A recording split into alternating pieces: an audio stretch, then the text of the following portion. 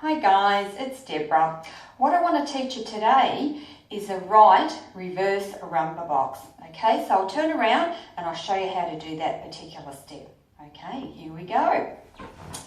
Alright, so our weight is on the left, so we're going to go to the side and back. So we'll reverse rumba box, meaning we go back. So it's side, together, back, touch, side, together, forward, touch. So there's 8 steps.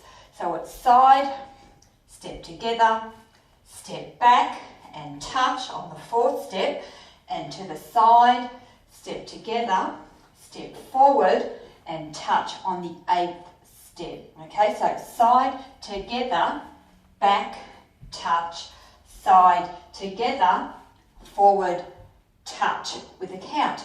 1, 2, 3, 4, 5, 6, 7, 8.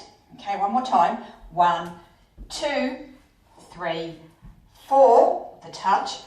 5, 6, 7, 8 with a touch. Okay, so that's a reverse rumba box to the right and back.